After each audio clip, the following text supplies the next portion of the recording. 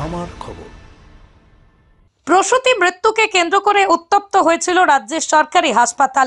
অভিযোগ উঠেছিল স্যালাইন নিয়ে। স্যালাইনের জন্যই প্রসূতি মৃত্যু হচ্ছে, অসুস্থ হয়ে পড়ছে অসংখ্য রোগীরা। এরপরই নড়ে চড়ে বসে স্বাস্থ্য দপ্তর। রাজ্য স্বাস্থ্য দপ্তরের তরফ থেকে তড়িঘড়ি পশ্চিমবঙ্গ ফার্মাসিউটিক্যালের আরএল স্যালাইন ব্যবহার বন্ধের নির্দেশ দেয়। সেই স্যালাইনকে ব্যবহার করা যাবে না রোগীদের মধ্যে বলেই জানান তারা। পরবর্তীতে জেলায় স্বাস্থ্য দপ্তরে এসে পৌঁছলো নতুন স্যালাইন। জেলা স্বাস্থ্য দপ্তর সূত্রে জানা গিয়েছে, এই স্যালাইন বীরভূম স্বাস্থ্য জেলার সমস্ত হাসপাতাল এবং স্বাস্থ্য কেন্দ্রগুলিতে ব্যবহার করা হবে। এই বিষয় নিয়ে বিস্তারিত জানালেন জেলার মুখ্য স্বাস্থ্য আধিকারিক হিমাদ্রি আরি। পশ্চিমবঙ্গ যে ফার্মাসিউটিক্যালস, সেই স্যালাইনটা গভর্নমেন্ট থেকে বন্ধ করতে বলেছে। সেই জন্য তার পরিবর্তে যেসব স্যালাইন দরকার সেটা আনানো হচ্ছে।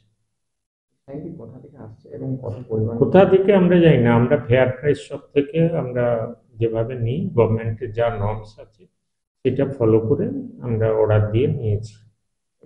বিভিন্ন বীরভূমের সমস্ত দপ্তরে যাওয়া হবে। হ্যাঁ, বীরভূমে দেওয়া হবে, সিউড়ি সদর হাসপাতাল, বোলপুর মহকুমা হাসপাতাল, আমাদের অন্যান্য ব্লক হাসপাতাল, সব জায়গাতেই যাবে।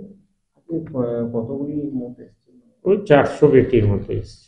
সিউড়ি থেকে সজল শেখের রিপোর্ট, আমার খবর বীরভূম।